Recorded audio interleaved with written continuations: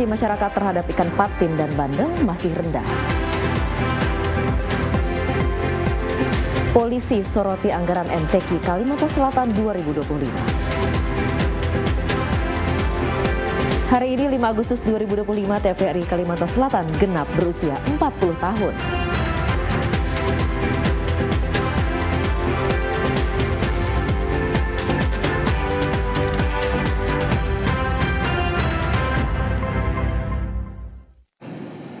Assalamualaikum warahmatullahi wabarakatuh, selamat sore dan salam damai benua. Saudara, Anda kembali menyaksikan Kalimantan Selatan hari ini, Selasa 5 Agustus 2025, yang bertepatan dengan peringatan Hari Ulang Tahun TVRI Kalimantan Selatan ke-40 tahun. TVRI Kalimantan Selatan bangga membangun Banua. Dan bersama saya Sisti Aresanti, inilah Kalimantan Selatan hari ini selengkapnya.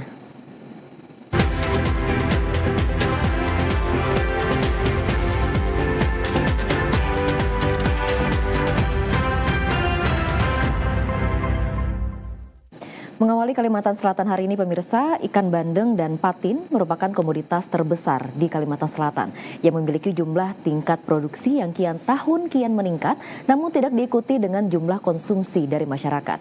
Sehingga Dinas Perikanan dan Kelautan Provinsi Kalimantan Selatan mengajak untuk melakukan gerakan gemar makan ikan atau gemar ikan. Sumber daya ikan sebagai penyedia protein yang kaya akan zat gizi begitu melimpah di Kalimantan Selatan. Hal ini harusnya dapat dimanfaatkan sebaik mungkin untuk kepentingan kesehatan masyarakat dengan mengkonsumsi ikan. Namun kenyataannya, konsumsi ikan masyarakat khususnya di Kalsel belum ideal, bahkan relatif rendah. Tingginya produksi ikan bandeng dan patin yang tidak berbanding lurus dengan tingkat konsumsi masyarakat tersebut membuat Forum Peningkatan Konsumsi Makan Ikan atau Forikan menggandeng Dinas Kelautan dan Perikanan Provinsi Kalimantan Selatan untuk melaksanakan lomba masak serba ikan. Lomba masak serba ikan yang diikuti oleh perwakilan PKK dari 13 kabupaten dan kota se-Kalimantan Selatan bertujuan untuk menambah hasanah jenis olahan ikan di masyarakat. Melaksanakan lomba masak serba ikan kerjasama dengan tim penggerak PKK Provinsi Kalimantan Selatan. Pada hari ini kita fokuskan ke dua jenis komoditas, ikan patin dan ikan bandeng. Nah, kenapa jadi di dua komoditas itu? Karena data kita di tahun 2024 tadi serapan ikan patin itu hanya 24,18%, sedangkan ikan bandeng itu serapannya cuma 14,58%. Dengan adanya kegiatan ini, diharapkan tingkat konsumsi olahan ikan semakin tinggi, guna menekan angka stunting yang relatif masih tinggi di Kalimantan Selatan. Pemirsa, penggunaan anggaran dalam pelaksanaan MTQ Kalimantan Selatan tahun 2025 di Kabupaten Banjar tengah disorot. Pihak event organizer sebagai bagian pelaksana kegiatan telah diminta keterangan oleh unit Tipikor Polres Banjar. Pelaksanaan MTQ tingkat Provinsi Kalimantan Selatan yang digelar pada Juni 2025 di Kabupaten Banjar kini menjadi sorotan.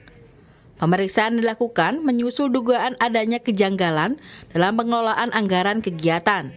Unit Tindak Pidana Korupsi Polres Banjar memanggil pihak event organizer sebagai bagian pelaksana kegiatan.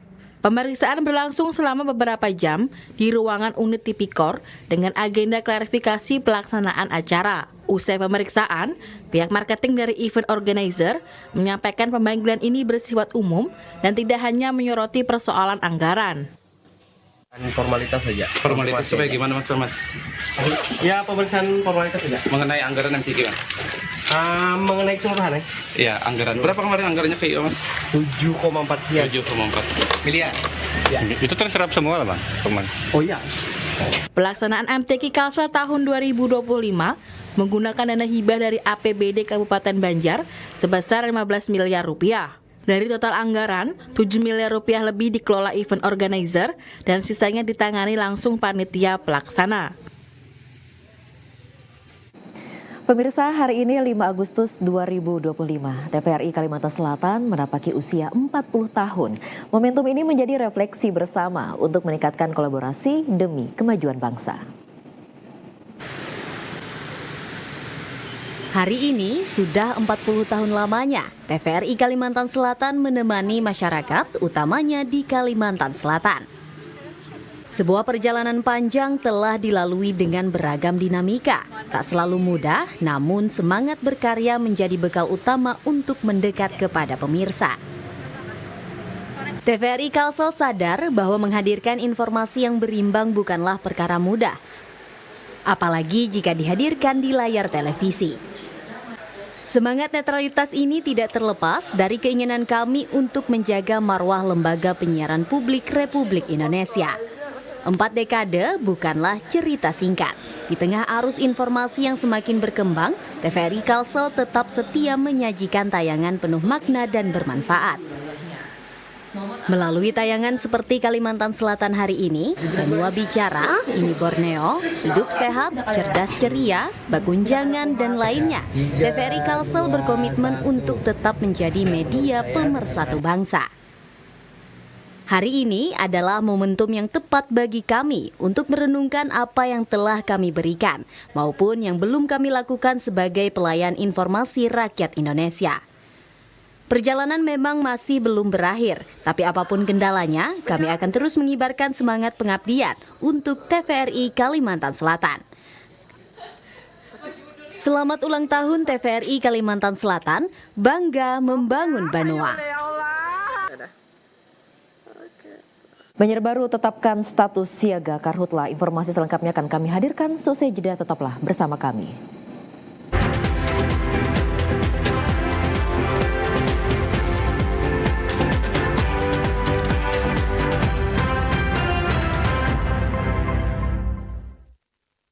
Pemenuhan gizi dalam masa pertumbuhan anak menjadi salah satu syarat mutlak membangun generasi unggul sebagai fondasi Indonesia Emas 2045.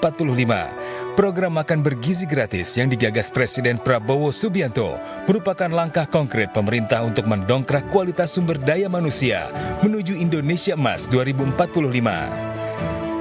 Program makan bergizi gratis memastikan setiap anak mendapatkan akses terhadap makanan bergizi dan memiliki kesempatan tumbuh sehat serta cerdas. Ditargetkan ada 82,9 juta penerima manfaat program makan bergizi gratis, terdiri dari anak-anak, ibu hamil, dan ibu menyusui. Makan bergizi gratis, ciptakan generasi unggul untuk Indonesia Emas 2045.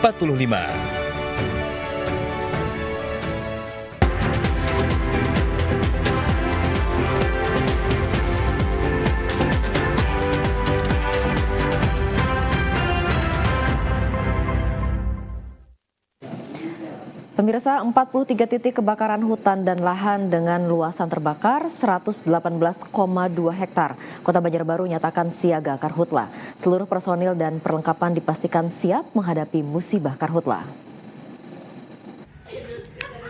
Menghadapi potensi bencana kebakaran hutan dan lahan karhutla, di musim kemarau tahun ini Kota Banjarbaru resmi menetapkan status siaga bencana karhutla.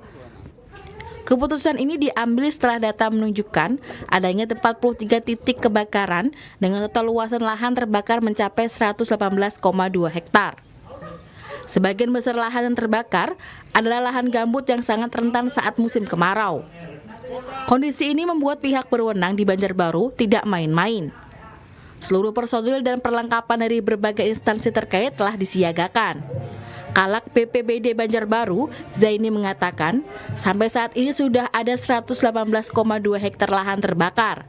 Status siaga karhutla telah ditetapkan dan seluruh personel siap diterjunkan ke lapangan. Baik, untuk status memang sudah kita menyatakan bahwa status siaga darurat bencana karhutla ya. Jadi kita sudah menetapkan itu. Kemarin ada 2 provinsi di Kalimantan yang menetapkan, termasuk kita Kota Banjarbaru. Kita diapresiasi oleh Gubernur kemarin. Nah, kemudian titik api tentunya yang kita jadi sentral di Kecamatan Cempaka, di Kecamatan Landasrudi dan Liang Anggang. Sementara, masyarakat peduli bencana Banjarbaru, Zainuri mengatakan, dalam penanganan karhutla di masing-masing wilayah, seluruh perlengkapan selalu dicek setiap harinya.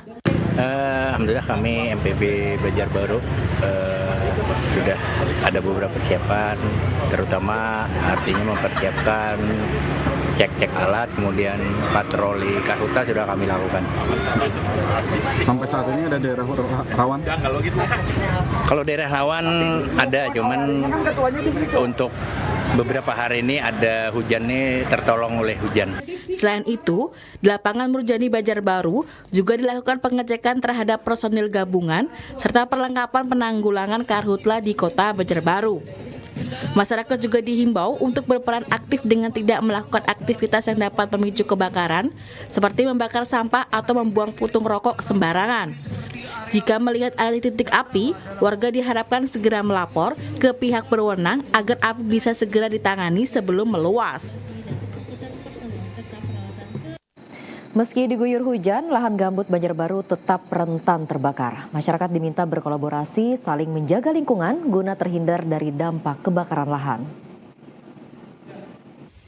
Meskipun kota Banjarbaru beberapa kali diguyur hujan, kewaspadaan terhadap kebakaran hutan dan lahan tetap ditingkatkan.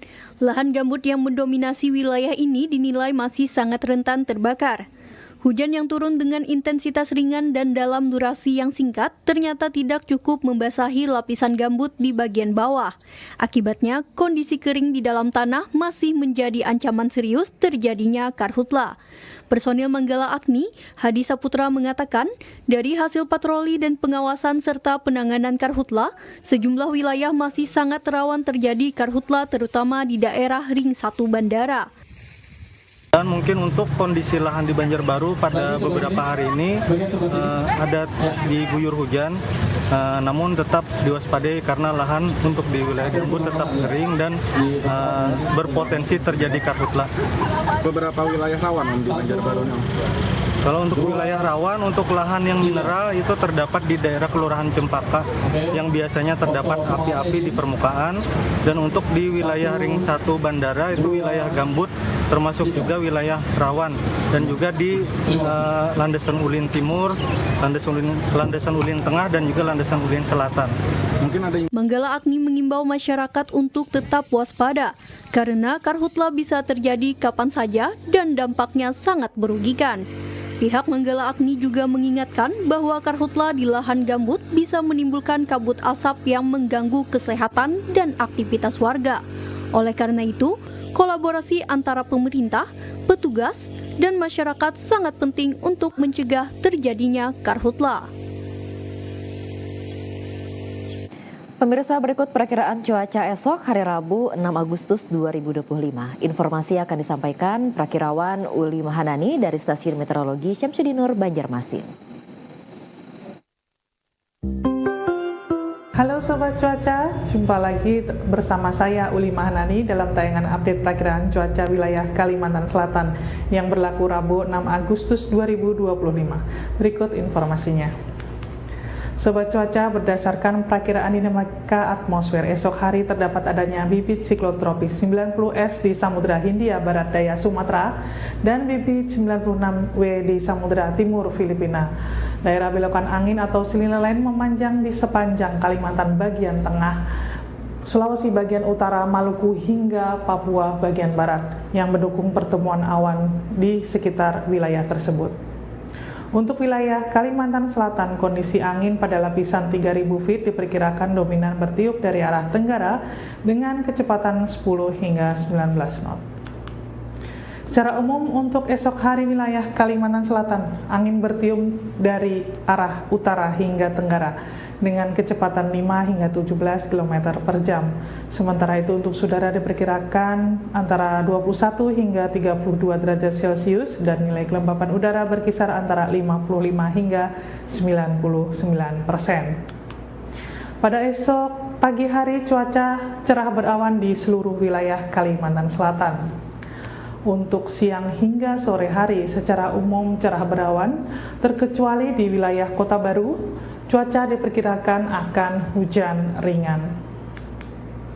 Untuk kondisi cuaca pada malam dan dini hari diperkirakan cerah berawan di seluruh wilayah Kalimantan Selatan. Selanjutnya kita beralih ke informasi tinggi gelombang. Untuk esok hari, gelombang di wilayah perairan Banjarmasin, Tanah Laut, dan Tanah Bumbu diperkirakan berkisar antara 0,5 hingga 1,25 meter. Dan untuk di wilayah Perairan Kota Baru diperkirakan antara 1,25 hingga 2,5 meter. Berikut ini informasi peringatan kebakaran hutan dan lahan. Untuk esok hari, wilayah yang perlu diwaspadai yaitu Kalimantan Selatan bagian barat, selatan dan timur, karena termasuk dalam kategori mudah terbakar hingga sangat mudah terbakar.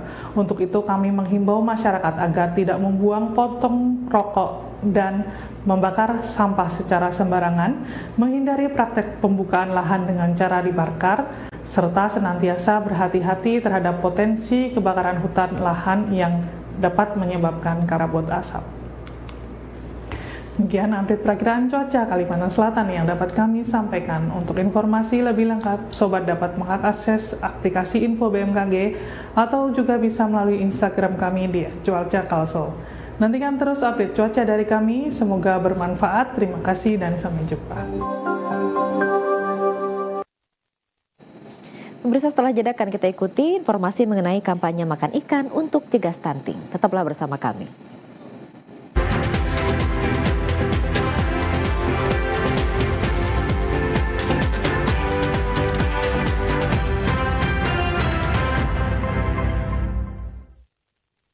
Assalamualaikum warahmatullahi wabarakatuh.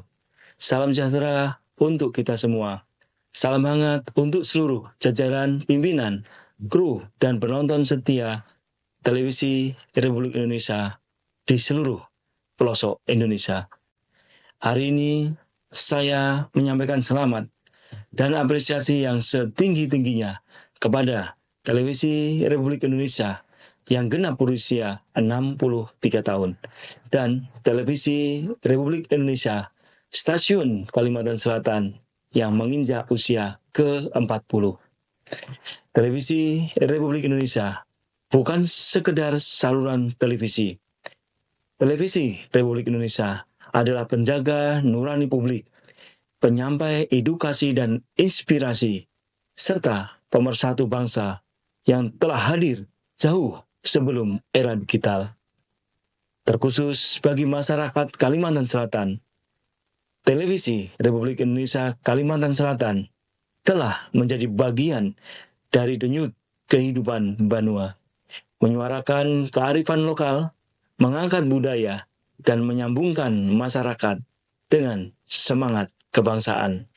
Selamat ulang tahun Televisi Republik Indonesia ke-63.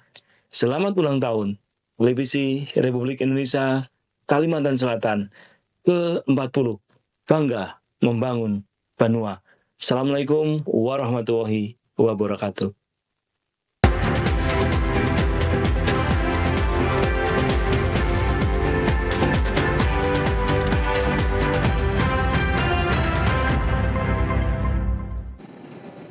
Terima kasih Anda masih bersama kami di Kalimantan Selatan hari ini.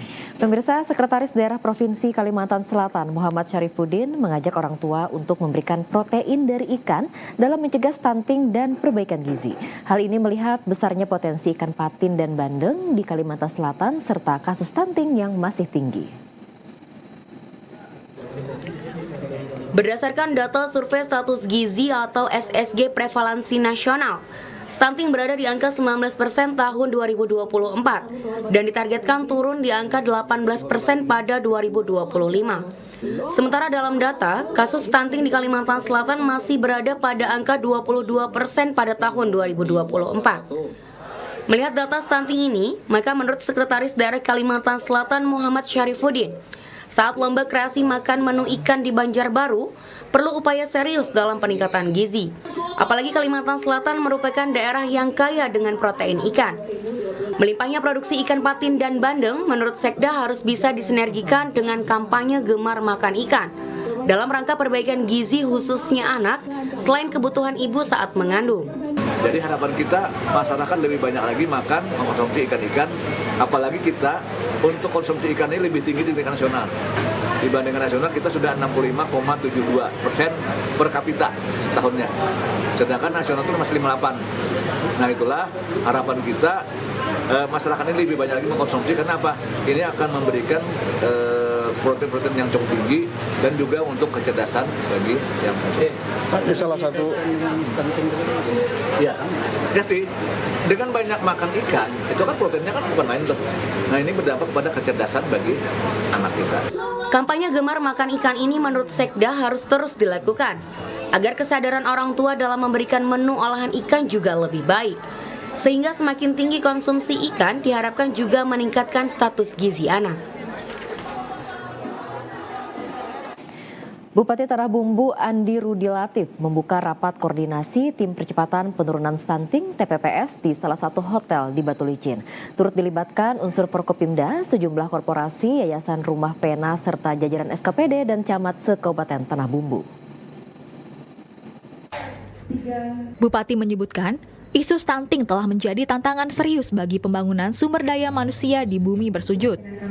Berdasarkan hasil survei Status Gizi Indonesia (SSGI), prevalensi stunting di Tanah Bumbu tahun 2024 tercatat sebesar 21,6%, namun turun dari 2023 yang mencapai angka 25,1%. Meski demikian, capaian ini masih berada di atas target nasional sebesar 14% dan rata-rata Provinsi Kalimantan Selatan sebesar 22,9%. Untuk itu, ia berharap penurunan stunting harus terus diakselerasi dan difokuskan. Pemkab telah menetapkan target penurunan prevalensi stunting yang tertuang dalam rancangan RPJMD Kabupaten tahun 2025-2029 yang secara bertahap rencana target penurunannya adalah 20,74% pada tahun 2025 ini dan mencapai angka 16,91% pada 2030. Capaian ini hanya bisa diraih dengan beraksi percepatan penurunan dan pencegahan stunting dan kolaborasi lintas sektor serta komitmen bersama.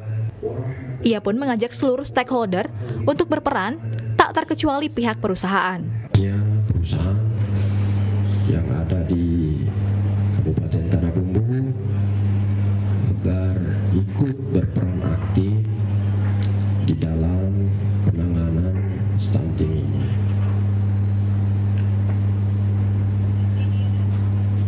Program MBG juga insya Allah akan kita gerakkan karena MBG ini juga salah satu program yang bisa mencegah stunting khususnya buat ibu hamil tentunya nanti. Saya ingin menegaskan kembali bahwa percepatan penurunan stunting bukan hanya urusan sektor kesehatan, melainkan tanggung jawab kita bersama. Kita sedang mempersiapkan generasi Tanah Bumbu yang cerdas, sehat dan unggul untuk di masa depan nantinya. Dalam rakor TPPS ini, turut dilaksanakan penandatanganan MOU dan perjanjian kerjasama tentang gerakan orang tua asuh cegah stunting, genting, dengan para camat, kepala SKPD, Forkopimda, sejumlah korporasi serta Yayasan Rumah Pena.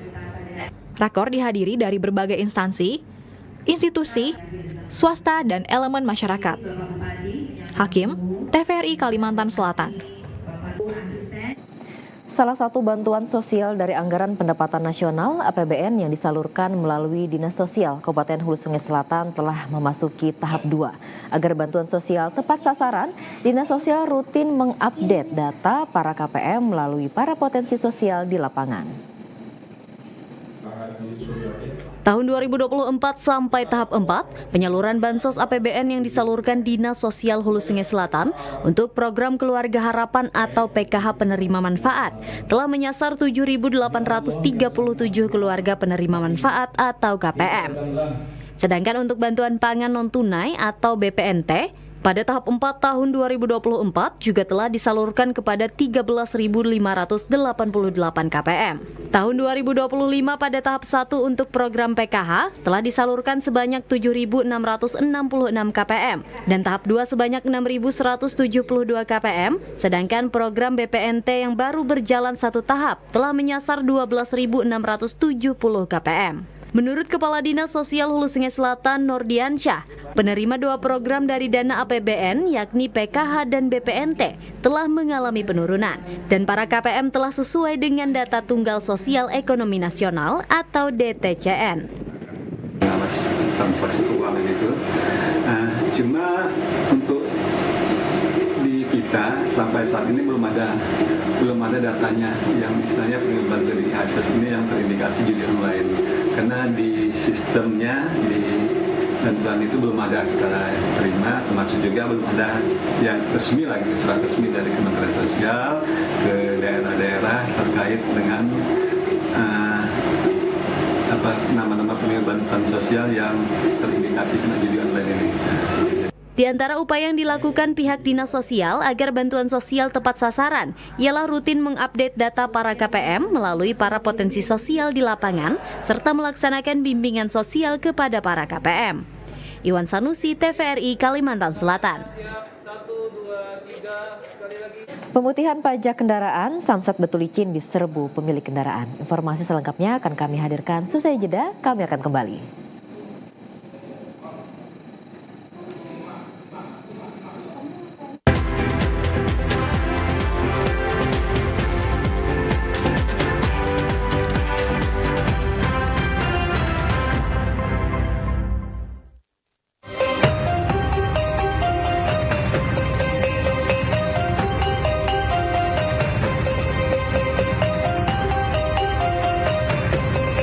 Bulan Agustus merupakan bulan penting dan bersejarah bagi televisi Republik Indonesia dalam menyertai perjalanan bangsa Indonesia.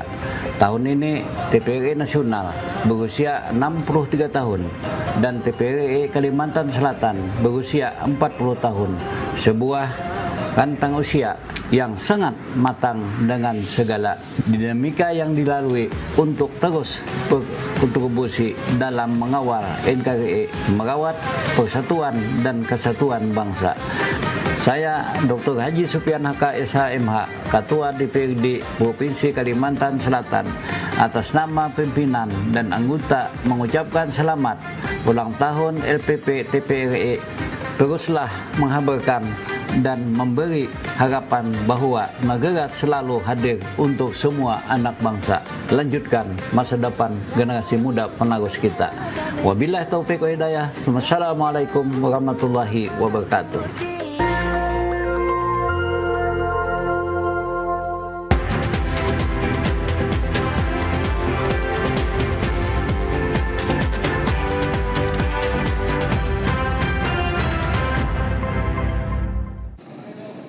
Selamat sore bagi Anda yang baru bergabung bersama kami di Kalimantan Selatan hari ini.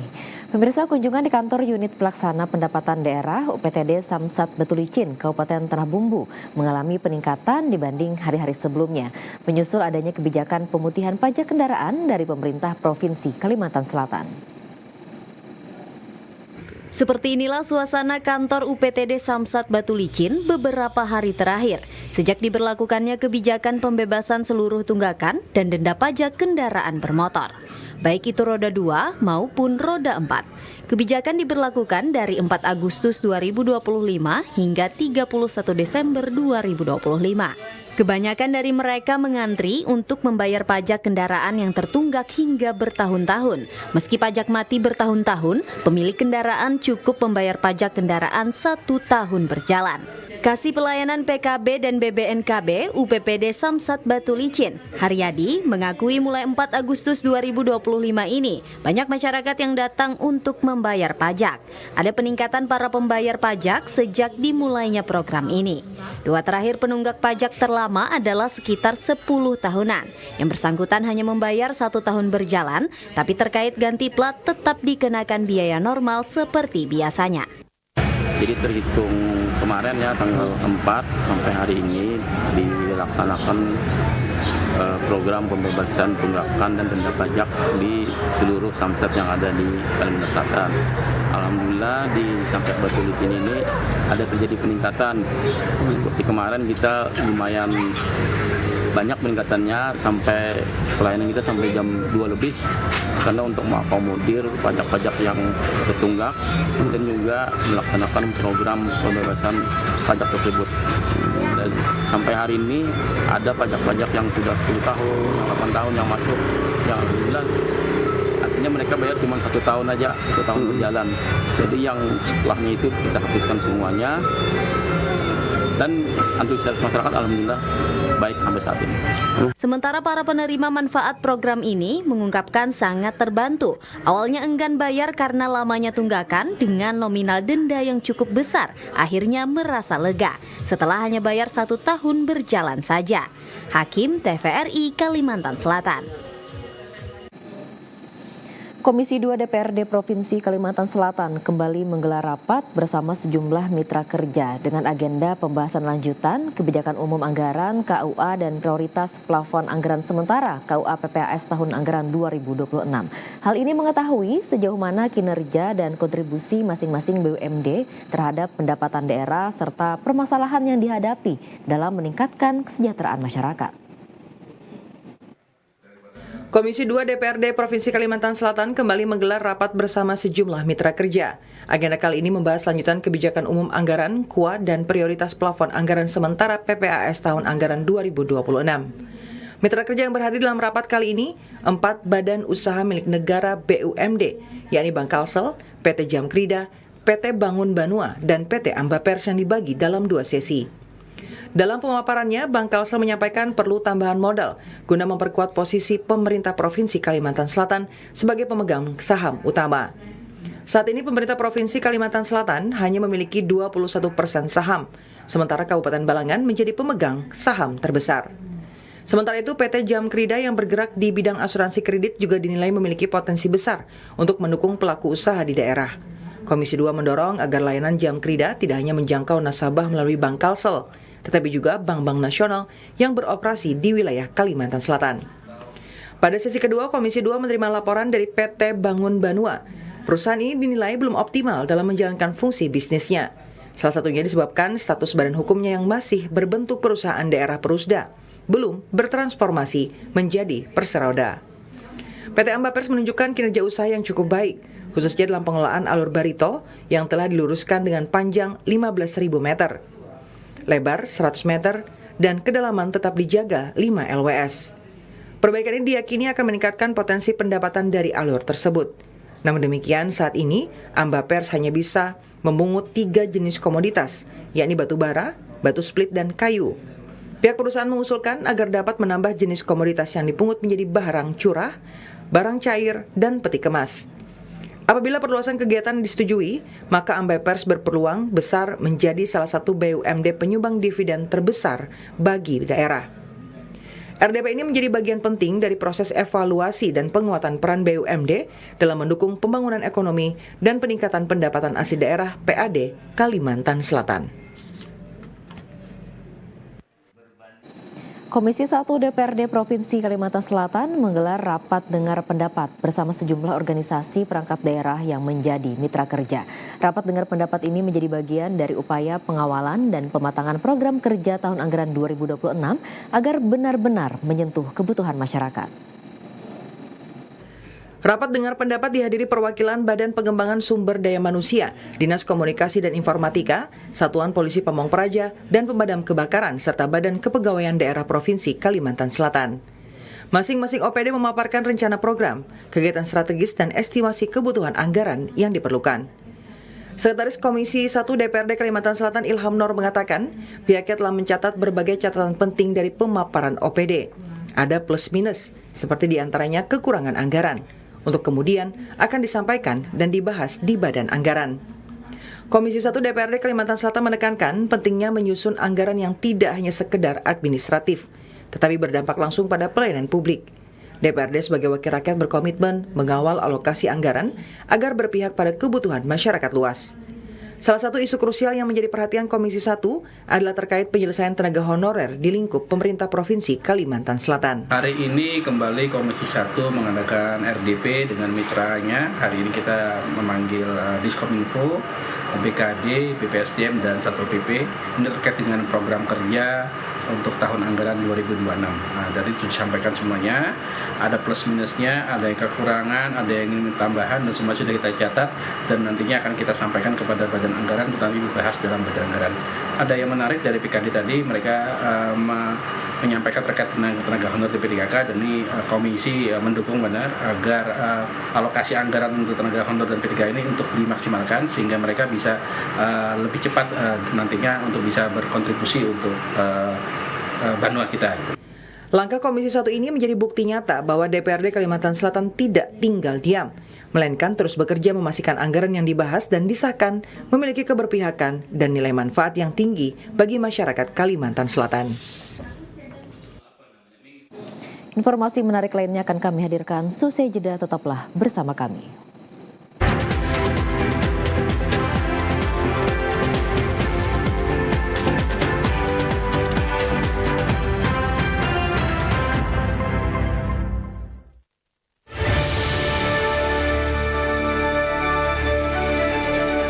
Assalamualaikum warahmatullahi wabarakatuh. Salam sejahtera bagi kita sekalian. Om Swastiastu, Namo Buddhaya. Salam kebajikan, salam presisi. Saya Inspektur Jenderal Polisi Rosyanto Yuda Hermawan, SIK SHMH, Kepala Kepolisian Daerah Kalimantan Selatan, beserta staf dan jajaran mengucapkan selamat ulang tahun ke-63 Lembaga Penyiaran Publik Televisi Republik Indonesia. Semoga TVRI semakin maju, profesional dan modern, serta menjadi media yang independen, terpercaya dan menyatukan bangsa melalui tayangan-tayangan yang informatif, inspiratif dan edukatif. Sekian dan terima kasih. Wassalamualaikum warahmatullahi wabarakatuh.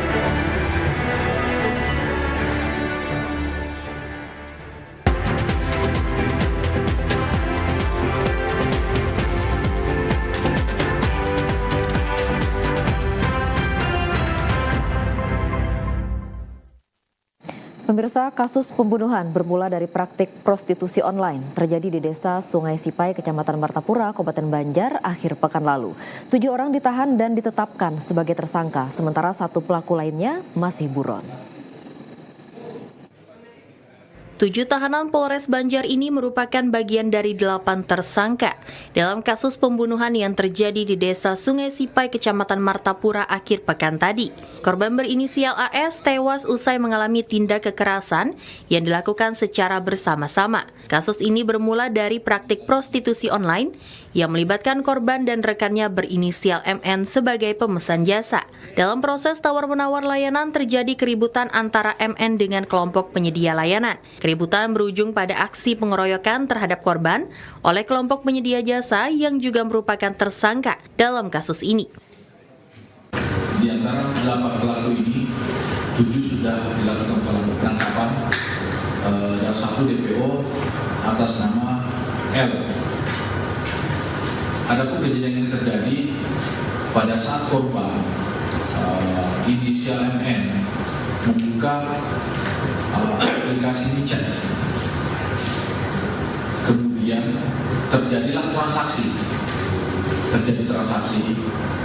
Kemudian korban mendatangi rumah sesuai dengan di aplikasi WeChat tersebut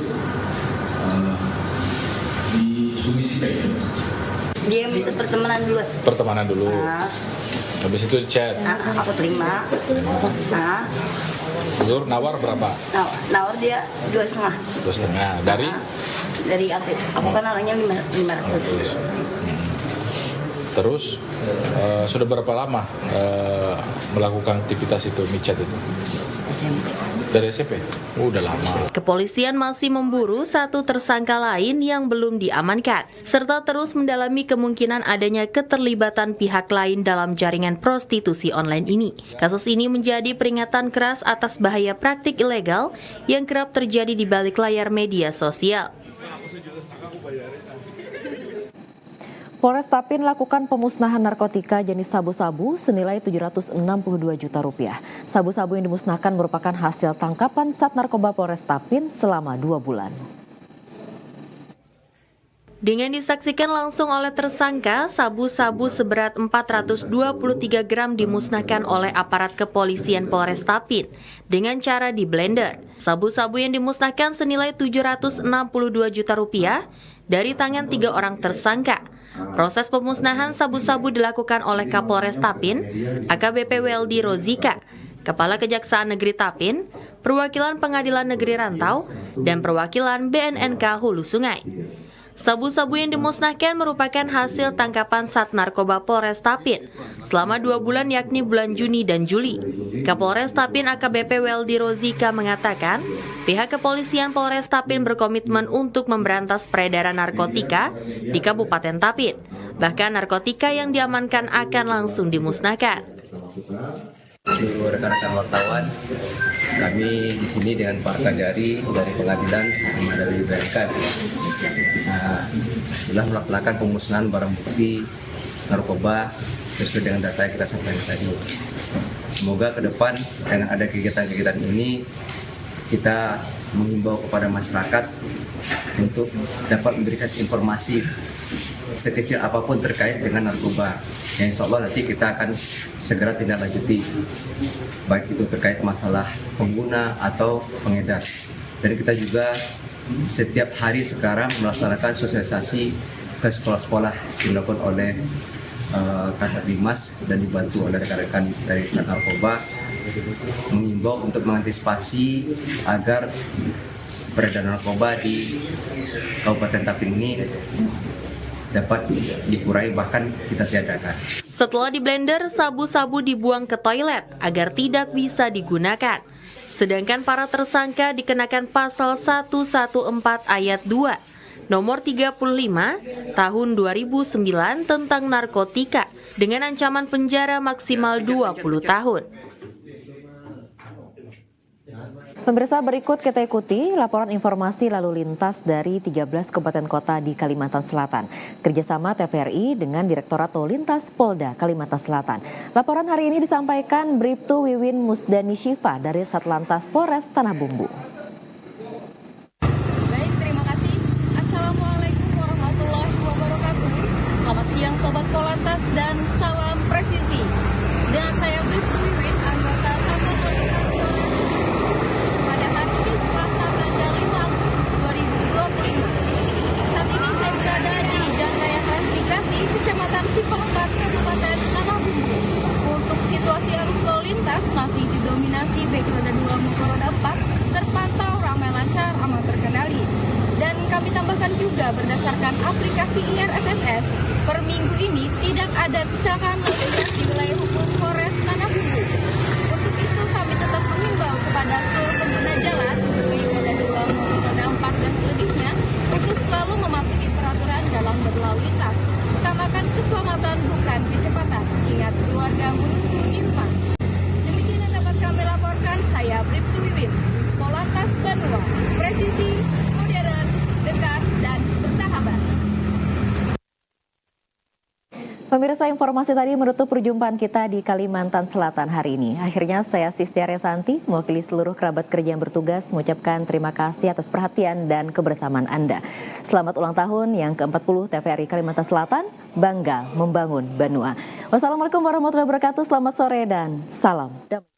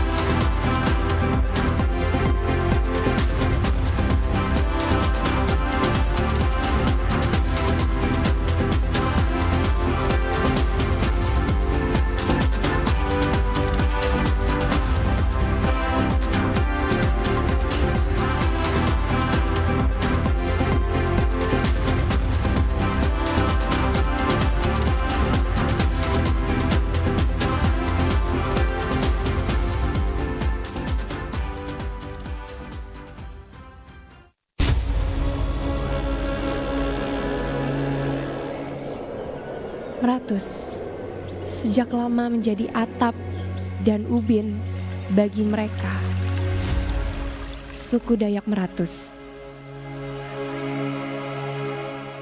Kekayaannya menjadi harta yang tak terhingga, yang menjadi warisan dari generasi ke generasi.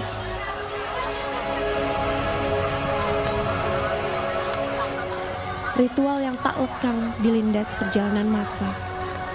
Ia bertahan, menegaskan bahwa apa yang telah diberi Meratus layak mendapatkan balasan, serta berharap Meratus akan selalu melimpahkan kesejahteraan.